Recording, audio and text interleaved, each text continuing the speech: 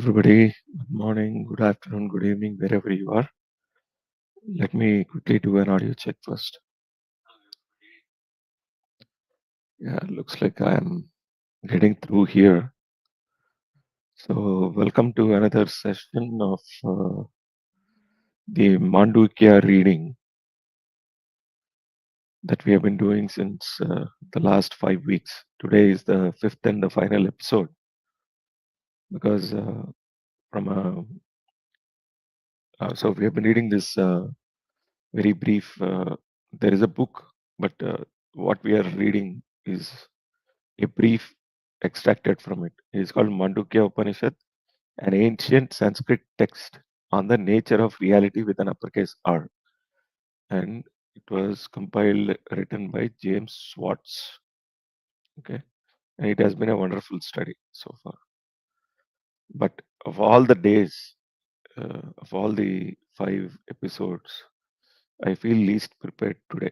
Because today, what we are going to do actually is read the Upanishad itself, basically, which consists of 12 stanzas, slokas, whatever you want to call them, and then read the meaning that Schwartz has put together, basically, or how Schwartz has summarized it.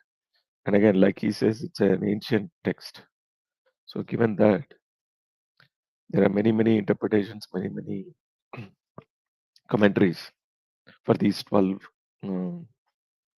slokas, basically. And again, the Mandukya Upanishad belongs to the Atharvana Veda, the fourth Veda of the four Vedas of the Indian heritage.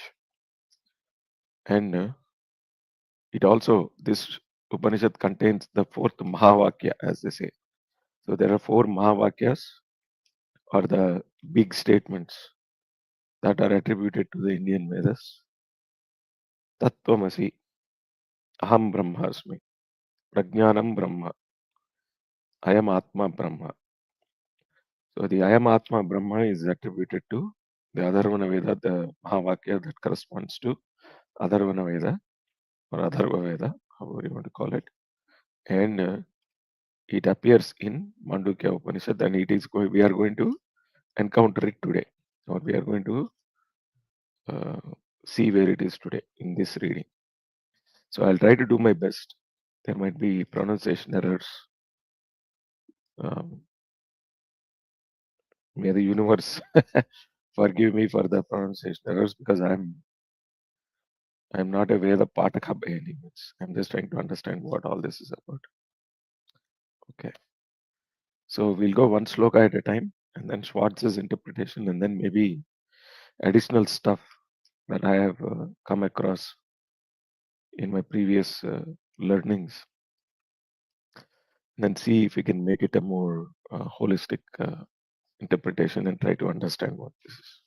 And again, the gravitas of this particular Upanishad is so great that just to give you an appreciation of what it is, so there are these summarizations by the Ramakrishna Mutt on the Shankara's commentaries on the Upanishads. The books are called 8 Upanishads.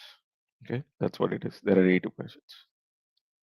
So if you pick up the first part of it, so there are Aitareya, Mundaka, Mandukya, and Prashnopanishad, total about 500 pages, right?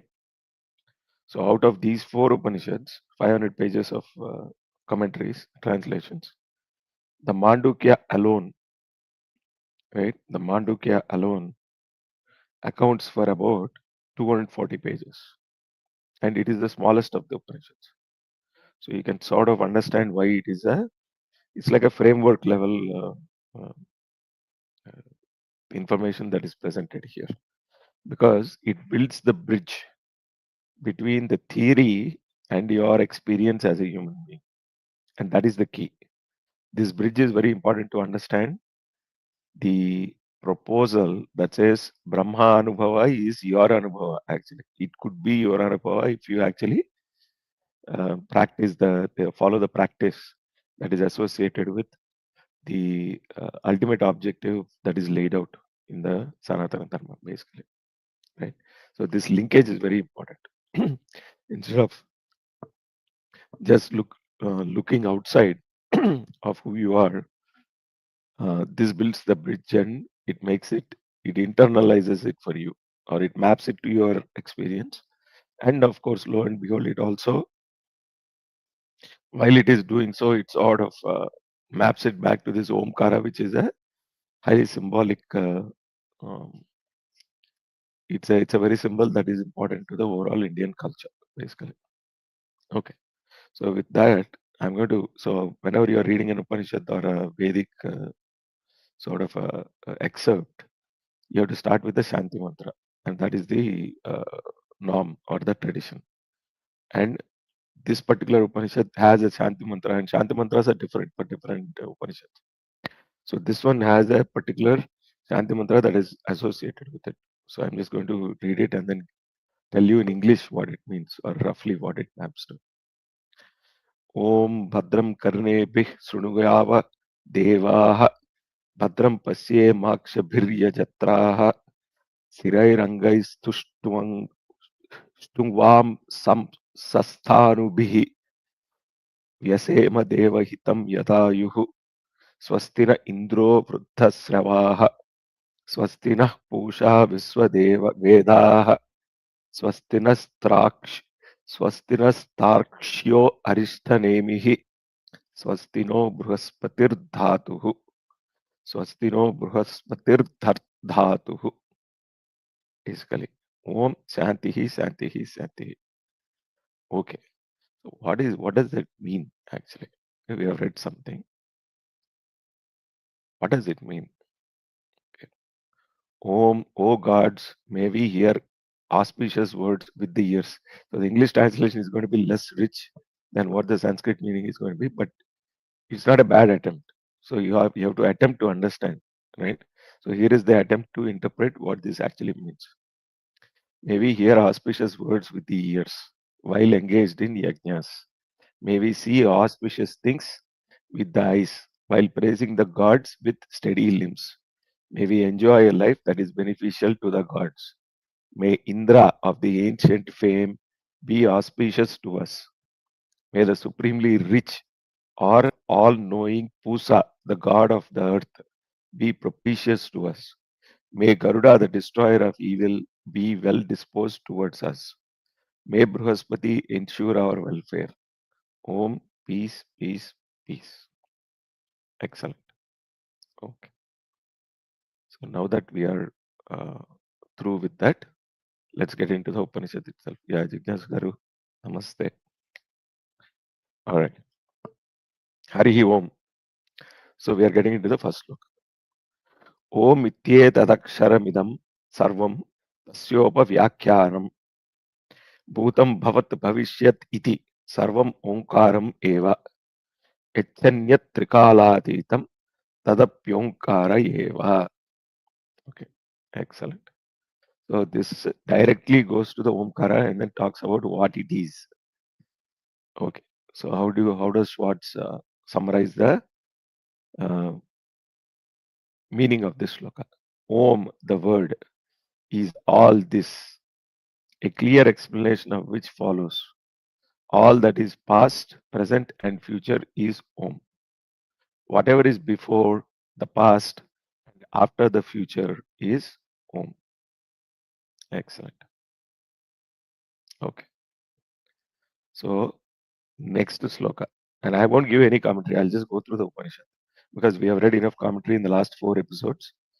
All that you need to understand about the Upanishad has been summarized in the last 4 episodes.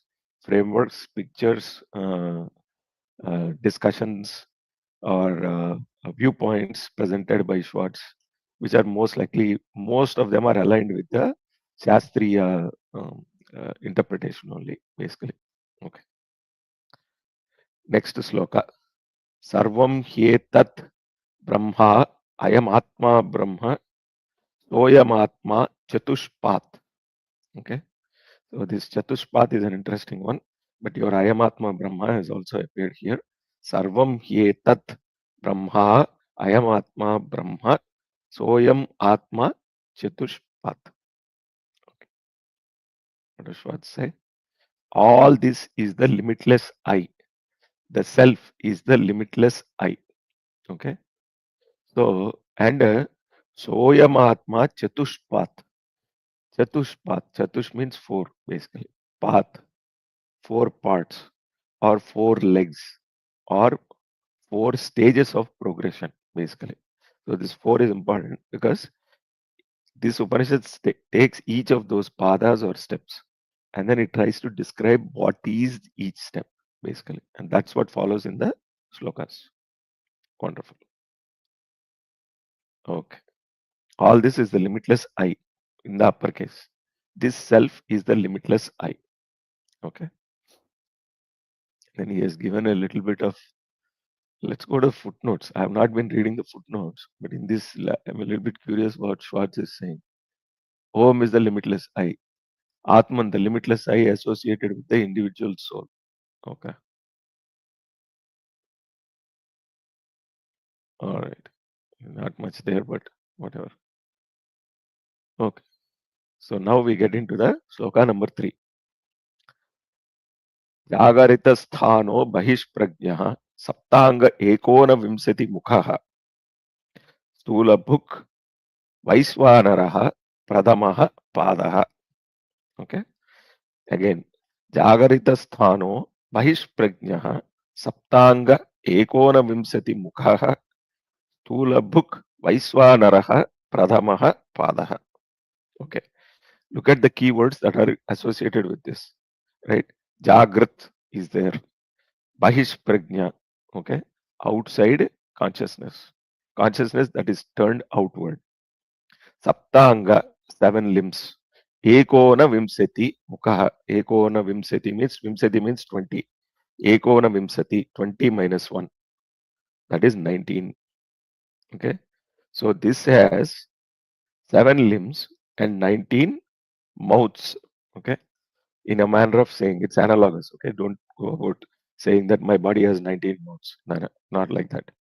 Okay, sthula bhuk. Okay, so what do these mouths consume? The gross sthula bhuk. Okay, bahish prajna. Sorry, sthula bhuk vaisvanaraha.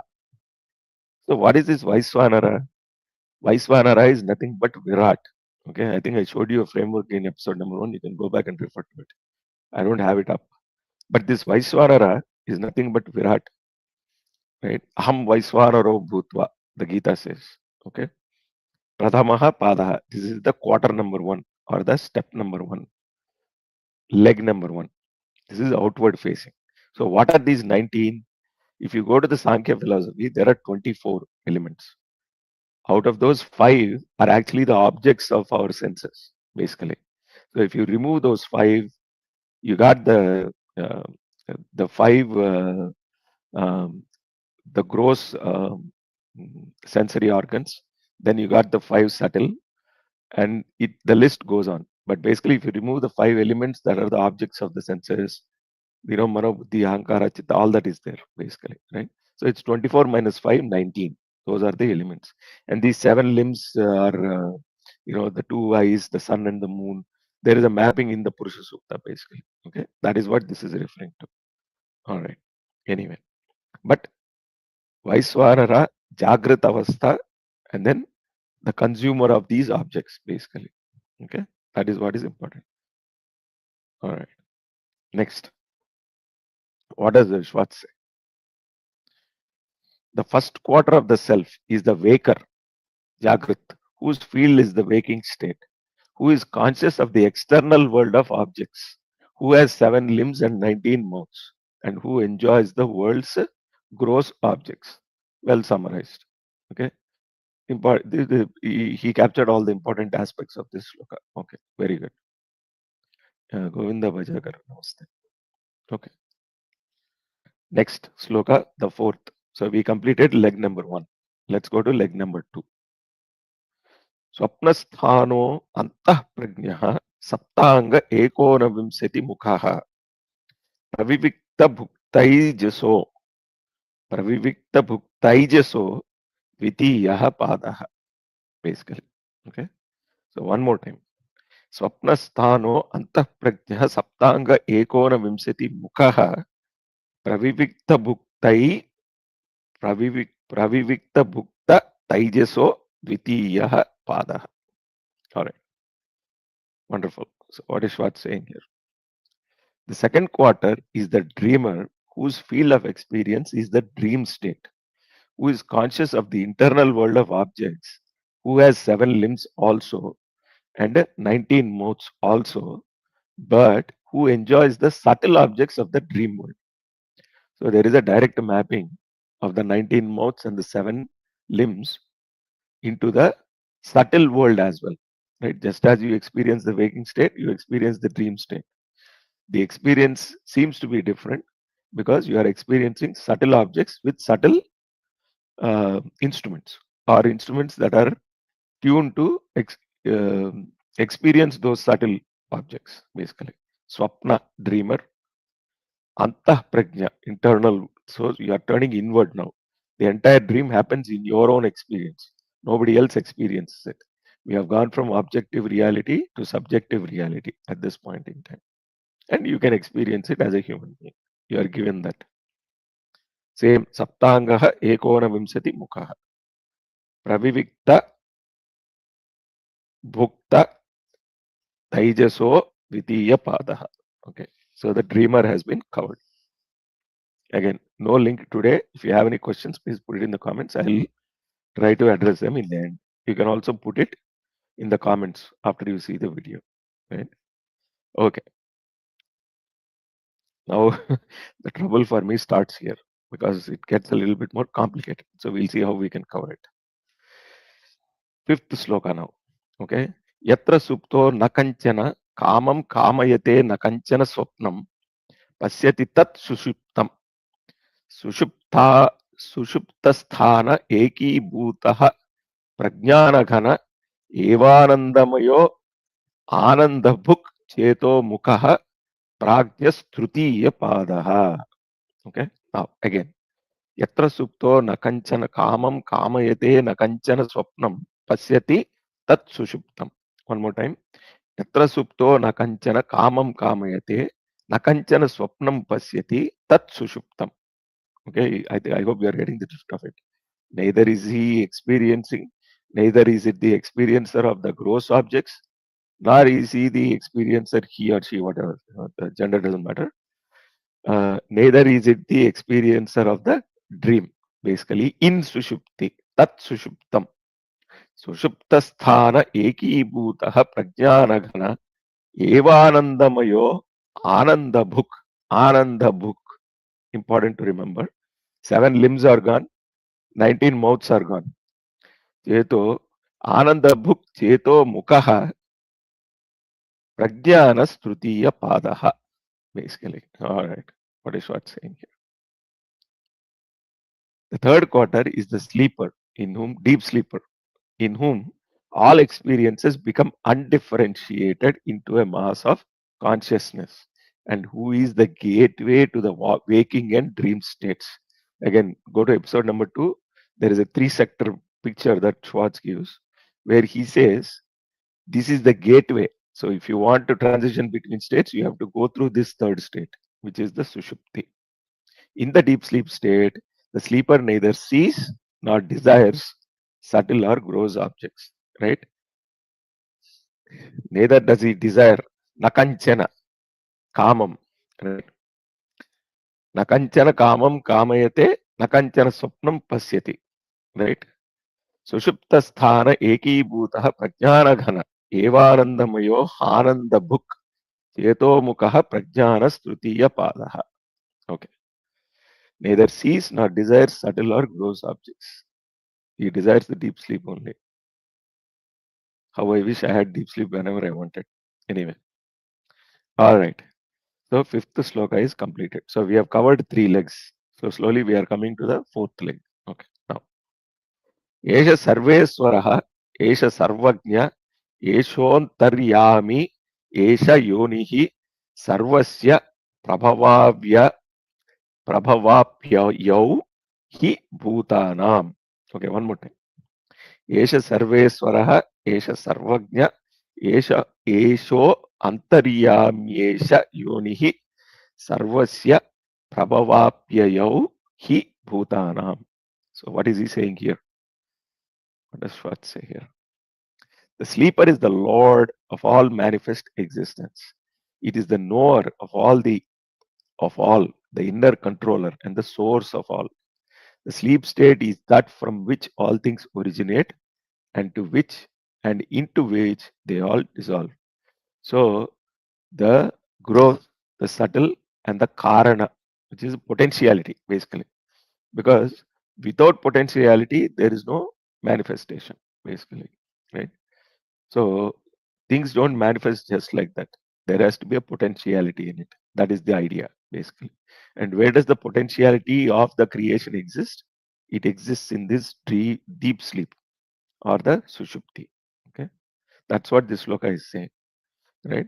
Esha Sarveswaraha, Esha Sarvajnaha, Esha Antaryami, Esha Yonihi. Yonihi means the origin, basically. Okay, don't misinterpret to be some gross biological thing. Right? Sarvasya Prabhavapyayau Hi Bhutanam. All right, next. So we are coming to what is said to be the core teaching and the crux of the Sanatana Dharma is captured in this 7th sloka. Okay, so let's get to it. All right. I hope I'll be able to do justice to it. Okay. So 6th sloka is done. We talked about the potentiality of the deep sleep state. Now we are getting to that is the third leg, the fourth leg, right? Chatushpadaha. Okay. Na antah pragyam, na bahish pragyam, na bhayataha pragyam, na prajnanaghanam, na pragyam, na pragyam. Adrushta Adrushtam Avyavaharyam Agrahyam Alakshanam Achintyam Avyapadesyam Ekatma Pratyaya Saram Prapanchopasamam Shantam Sivam Advaitam Chaturdham Manyante Sa Atma Sa Vigneyaha. One more time. Na Antah Pragyam, na Bahish Pragyam, na Bhayataha Pragyam, na Prajnana Ghanam, na Pragyam, na Pragyam. Adrustam avyavaharyam agrahyam alakshanam achintyam avyapadesyam amekatma pratyayasaram prapanchopasamam shantam sivam advaitam chaturdham manyante sa atma savigneyaha. This last line, shantam sivam advaitam chaturdham manyante sa atma savigneyaha, is used by many scholars to define what Brahman is. In fact, what is basically.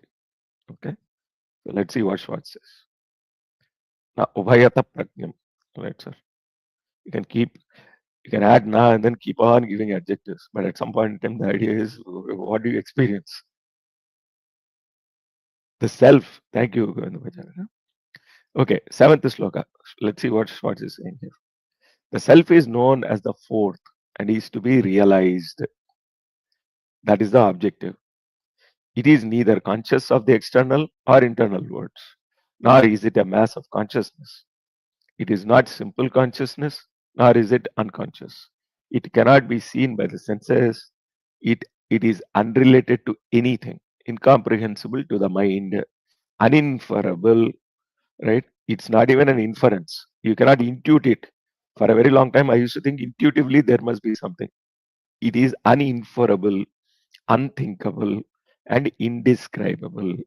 Its nature is pure consciousness, the negation of all phenomena, non-dual, blissful, and peaceful. Right? Non-dual, Advaitam, non-dual, blissful, Santam, Shivam, blissful, and Shantam, peaceful, basically. Okay? Shantam, Shivam, Advaitam, Chaturdham, Manyante, Saatma, Savigneyaha, the knower, basically. Wonderful. I hope that came out all right and I didn't butcher it. Okay. 8th sloka. Soya Mahatya madhyaksharam onkarodhimatram pada matra matrascha pada akara ukaro makara iti. Now we are back to Om basically. So we have reached the peak at sloka number 7. We have described the fourth state basically, the Turiya. Now we are getting back to Om and saying, okay, symbolically, what does that mean? What does the symbolism map to basically? Okay. Soyam Atma Adhyaksharam Omkarodhimatram Omkaro Adhimatram Pada Matra Matrasya Pada Akaro Ukaro Makaro Iti. Okay. What is Swartz saying about Lokanamur? Viewed as sounds, the self is Om. Okay. So these 4 stages, these 4 padas are mapped directly to Om. Okay. So what is he saying here? Viewed as sounds, if you view these 4 padas as sounds, the self, right, with its 4 sectors or padas is Om itself, basically. Right? Okay. A-U-M. Akara, Ukara, Makara, basically. And of course the Amatra, which is the silence in the last stage, which is sloka number 7, basically. Okay. 9th sloka, right? There are only 12. So we are getting maybe the 1, 2, 3, 4 more to go, and then we are done with the Upanishad itself. How amazing. Okay. Jagarita sthano vaisvanaro karaha pradhama matra teradi matvad vapnoti ha vaisvan kamanasjadischa bhavati ya evam veda. Okay, one more time. Jagarita sthano vaisvanaro karaha Vaisvanaro Akaraha, actually, that is. Jagarita sthano Vaisvanaro Akaraha Pradhama Matra Matrapteradi Matvad Va Apnoti Vaisarvan Kamanadischa Bhavati Ya Evam Veda. So, what is the meaning of this? Let's see what Shwaz is saying. The one who meditates on the waking state, that means you are always, your focus is the waking state as A, right, which is the first syllable of the Om, the first and the most pervasive, fulfills all desires and becomes a leader, I believe. Okay, I don't know where the leader is coming from, but essentially all your gross desires will be fulfilled if you focus on the first syllable, right, which is the waking state or the material state. All right, wonderful.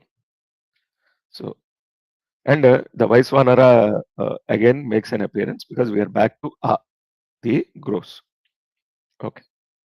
And what does the Vaisvanara consume? The sense experiences, the experiences that you get when the gross senses interact with the gross objects, basically. Okay. Okay. Next, we are back to leg number 2, U, basically, right? In the Om.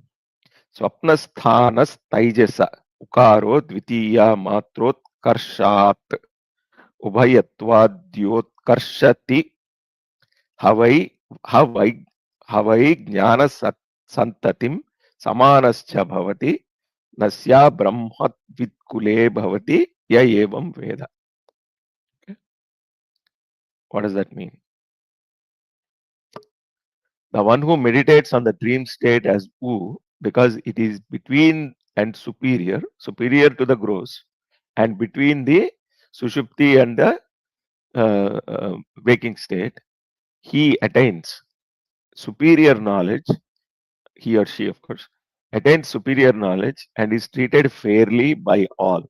In his line of descendants, everyone attains self knowledge because you have elevated you, whoever is meditating on the dream state or the U, or if your focus is the Taijasa, the dreamer, then you will attain all the, what is it saying?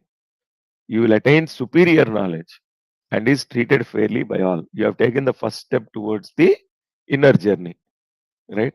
And of course, there is a targa that is added to it. It says, in his line of descendants, everyone attains self-knowledge. So be it. Right? If you think there are descendants. Okay. Next. 11th shloka. All right. Sushuptasthanah prajno makaras matram iti terapi terva minoti hava idam sarvam api tischa bhavati ya evam veda. Okay. So now he is describing the basically, and what meditation upon that will yield. So what is Swartz saying? That is what the Upanishad is saying. What is Swartz saying here? The one who meditates on the sleep state as the measure, and that wherein all things become one, is able to realize the nature of things and beings and understand all things within himself. So the important part here is within himself, because you have gone from the dream state to the deep sleep state, and you are now focusing on the as the measure. Okay, matra. Okay, and wherein all things become one, because now you are beyond the mind already in Sushupti. There is only one very large mass of unmanifest consciousness, basically, right? Nevertheless, potentiality is itself a manifestation. That's what people should realize, right? The moment you say it is potentiality, you are already beyond the realm of the fourth state, right? It is describable. There is no mind, there is no body, there is potentiality though. Okay, the karana part. All right, and you will realize everything within him. He is able to realize the nature of things and beings and understand all things within himself. All right. Okay. Excellent. Okay. Sushupta sthanah prajno, one more time, 11th sloka. Sushupta sthanah prajno makaras trutiya matra itite miterapi terva manoti hava idam sarvam api tischa bhavati ya evam veda. Okay. Done. You can see so many other commentators actually break it down and then explain to you in a better manner. I'm just trying to cover it so that we complete this brief by Schwartz, just like an intro basically. And then finally the 12th and the last sloka. All right. Amatras chaturdho vyavaharyah prapanchopasamaha sivo advaita evam omkara atmaiva sam visetyatmanatmanam ya evam veda. One more time.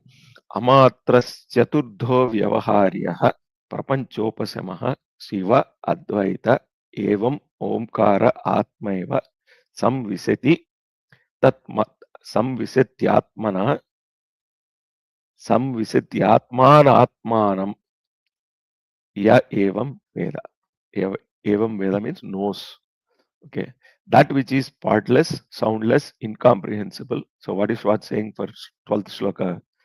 That which is partless, soundless, incomprehensible, beyond the senses, blissful, non-dual, and that wherein all phenomena are resolved is the fourth, the self. The one who knows it dissolves the self in it. Okay, so everything dissolves in that. The Prakriti dissolves. Okay, and the Brahman alone exists. Everything else dissolves. No potentiality, no gross, no subtle, no karna, no nothing basically. Okay, just the substratum. All right.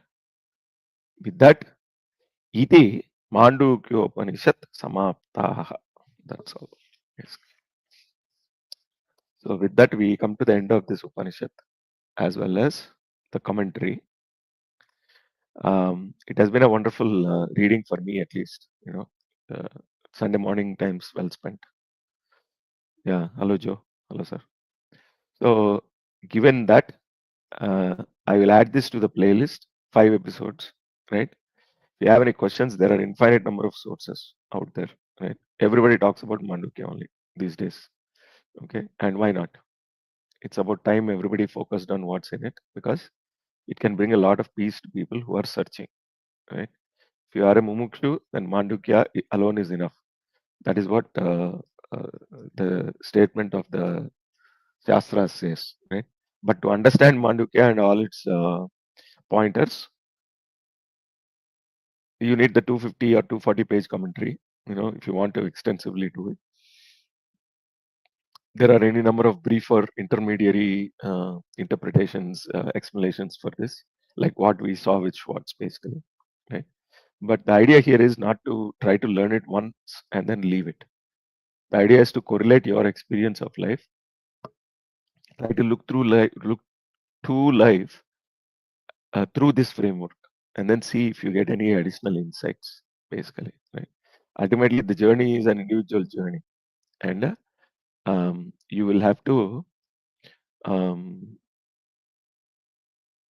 embark on that journey, right? If you really want to understand your own experience, frameworks help you because they uh, make it easier for you to interpret what it is, basically, right? But at the end of the day, any framework is like a crutch, right? Framework only exists because you are trying to understand the experience, right? If the objective is not to understand anything, then why a framework? It doesn't matter, basically, right? That is why the mumukshu, the what do you call that? The curiosity, the inquisitor, basically, right? That inquisitiveness is the key for you to unlock any number of doors. Because as you explore, think of your life as you're walking through various doors, right? The inquisitiveness to open one door leads to another door, leads to another door, and then finally you start understanding how vast this entire framework of codified experience, that is the Indian Upanishadic philosophical context, is, basically. Okay. So with that, I'll exactly wait for 30 seconds. If you have any questions, you post them in the comments. After that, I'll close the session. Right?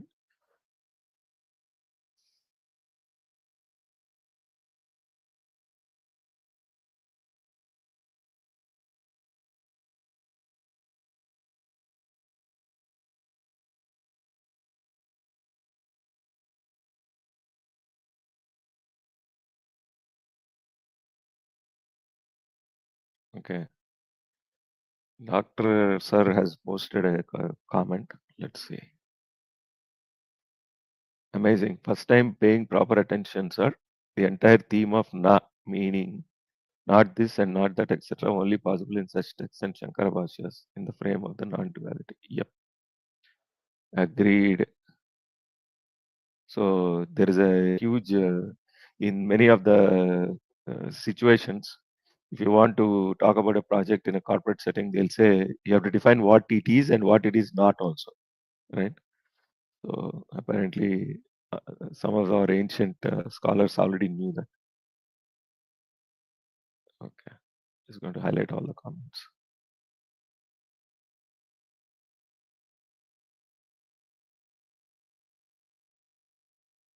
Very clear in no uncertain terms, no word salad. Absolutely.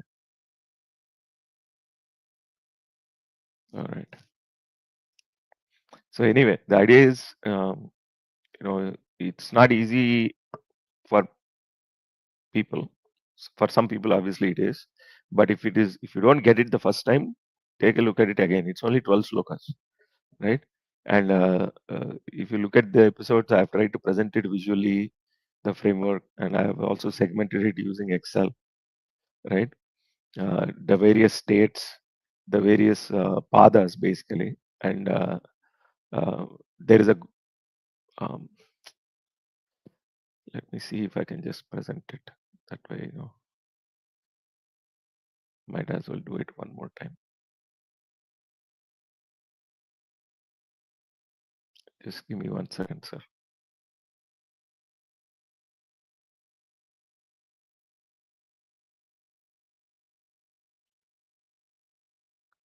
I don't want to waste everybody's time. At the same time, maybe it is appropriate for us to take a look at this. It's there in, I think, the first or the second episode, but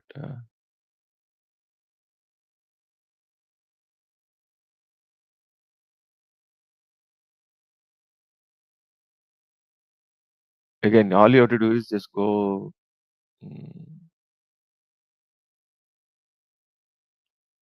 online and say Mandukya Upanishad Sanskrit, and then it will come up. So various states. Yeah, I'm showing it, sir. Just give me 1 second here, please. No need for a link. My computer is so old that when I launch an application, you have to go make coffee and come back, then it will launch.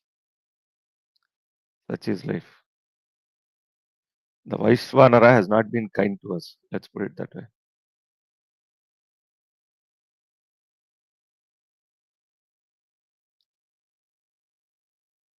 So the tamasic inclinations for this machine very high.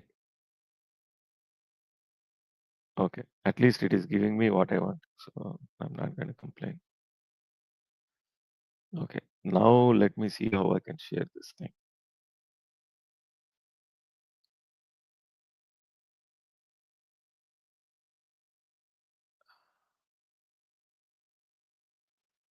Okay, are you able to see it? Let me see. 1 second. I have a parallel window going on. So yeah, so here it is. I'll try to zoom in a little bit more. So ignore the first part. Ignore the first table. Go to the second table. I'm more comfortable with this. I just did the first table because some people tend to look at it this way. Okay, whatever you are comfortable with. The idea here is this, right? So you go from bottom to top, right? First pada is the bottom, row number 15. Sachidananda, Turiya plus Maya plus mind plus body. So this is the Advaitic framework of Mandukya, right? The Gaudapada's classical framework. So Jagrat, awake, we already saw that. And the book, what is he consuming or what is the entity consuming? The gross sensory experiences. Called Vaishwanara or Virat also. At the cosmic level, at the individual level, the same entity is called Vishwa, basically the state. Then we go one level up. The body is gone. Now we are in the dream, right? Sachidananda Brahman plus Maya plus mind. Swapna, basically. Second pada, right? What is he or she consuming? The subtle, right? Same. 7 limbs, 19 modes, but mapped to the subtle experiences. At the cosmic level, it is called Hiranyagarbha. You must have come across all these. There is a Hiranyagarbha Sukta in Rig Veda, basically. Okay, and if you remember, there is a Nasadiya Sukta and a Hiranyagarbha Sukta that we used to get in Discovery of India when the titles they used to put the titles basically, right? Hiranyagarbha is actually mapped to Brahma, the manifest Brahma. Vani Hiranyagarbha, right? Brahma and Saraswati. Basically, it is nothing but a template of all concepts, basically. All right. Before creation. Then, at the individual level, the same dream state, the entity is called Taijasa. We already came across it in the Upanishad. Then, the third, one more step up, Sushupti, right? Deep sleep. Sachidananda Brahman plus Maya. This is pure Advaita, right? In the other schools or the Vedantic schools, the Maya doesn't exist. Maya is unique to Advaita only. Okay. In this, everything is causal. The consumption, because there is no body, there is no mind. The potentiality is what this entity consumes. The book, basically. There is no book actually experience. The experience is more of the ananda, basically, right? It's not the Sachidananda, but the ananda of experience, not having the complexity of the mind and body, but the experience of the potentiality, basically. At the cosmic level, this is called Saguna Brahman or Ishvara, basically. Okay. And again, Sachidananda Brahman plus Maya is Ishvara. Ishvara is not Sachidananda Brahman, the Upanishadic Brahman. At the individual level, so that is the cosmic level Ishvara. At the individual level, it is called Prajna. Okay. And then finally, the fourth state, right? Shantam Sivam Advaitam Chaturdham Manyante Sa Atma Savigneya. That is the Sachidananda Turiya or the fourth state. There's no consumption, there's no nothing basically. Right? It exists by itself.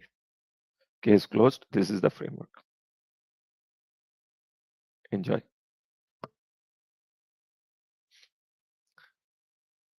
Okay. So various states link. So that is the link. That is the thing, sir. You can take a screenshot. Becoming concrete in manifestation is the blessing of tamas, of course. In fact, drowning in it.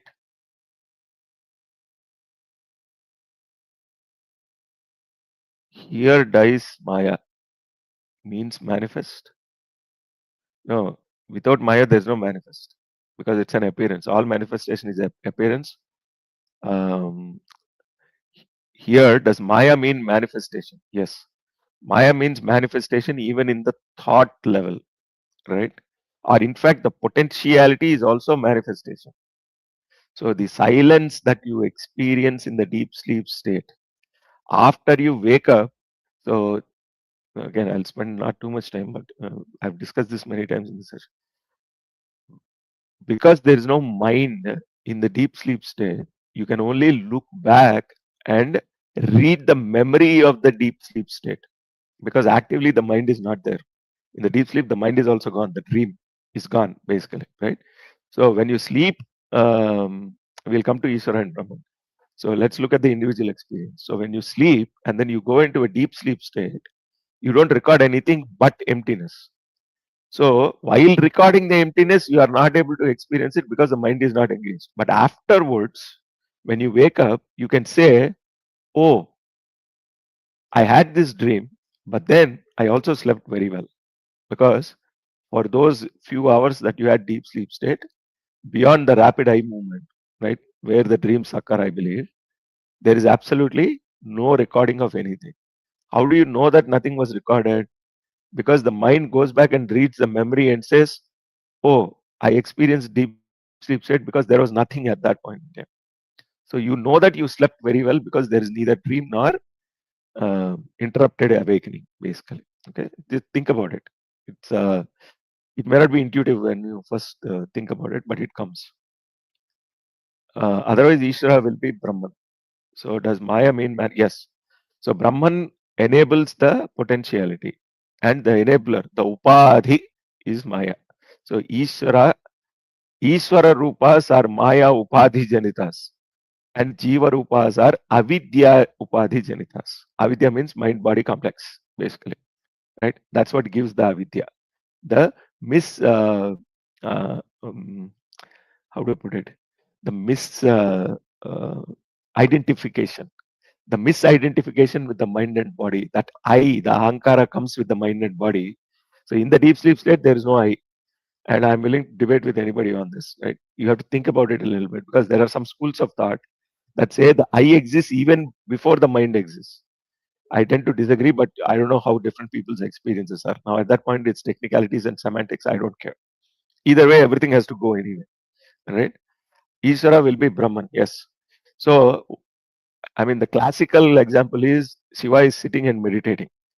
Why would Shiva meditate, basically? Right? All that is happening is Shiva in the manifest form is Ishvara, basically. And Ishvara is meditating to experience the state of Brahman, the meditative state. And hence he is the Adi Yogi, basically. But again, even in the Vishnu parlance, Vishnu, the thought process, Vishnu is also doing the same thing. He's just lying down and he's in a very cool and blissful state, right? So there is all this symbolism makes a lot of sense once you understand the frameworks behind it. Okay, let's quickly see. There's a lot of chatter going on here. Okay, what does Maya mean? Manifest. Otherwise, Ishvara will be Brahman. Yes, both unmanifest and manifest are Maya. Maya and Avidya. Got it. I is a thought. Note Ramana Maharshi occasionally uses the I thought. I see. Okay. Good evening. Good evening, spiritual butterfly. Okay. So I think at least I can tell you that I have had enough. Right. Too much of this is also not good because you get into technicalities, which is not the point. The point is to experience. Mr. Vishnuji will be in Yoga Nidra. Yeah, exactly. Right. While Shiva is depicted to be by himself, Vishnu is always with his consort because it takes two to tango, as they say. Right. So that's it. If you have any questions, put them in the comments or put them in the comments after you watch the live. If you like the content, like and subscribe. So with this, we conclude the Mandukya Upanishad. Um, the summary by Swartz, basically the brief. There is a larger book, I think about 200, 300 pages that Schwartz has written, Mr. Schwartz has written. If you are interested, please go ahead and buy it. Right? Mandukya Upanishad, an ancient Sanskrit text on the nature of reality, wonderfully presented. It's simple, right? And there are many other people that have presented it on YouTube as well. Sarvapriyananda is my favorite personally, right? His lecture it's an old lecture, maybe 10 years ago at IIT Kanpur, basically, that is recorded. That is where he presents this framework, basically, right? Just like I presented it in Excel. So you can listen to him. He's the maestro, right? He's also the head of the Vedanta Society of New York, basically, here. So maybe one of these days I'll go visit him, right? But I've learned a lot from him, basically. His lectures are outstanding, very well presented. So with that, we conclude this session. One more time, great obeisance to, yeah, I'll put it in the comments, sir, in my comments under this video. I'll put the link to that lecture by Sarvapriyananda. But we have to pay obeisance to the great Gaudapada who gave us the karika for this. Shankara's guru's guru, basically. He was the first known proposer of this whole Advaita concept. It was always there in the Upanishads. He just shined light again on it, basically. Right. So with that, have a wonderful week. Have a wonderful day, whatever is left of it. And then peace. Goodbye.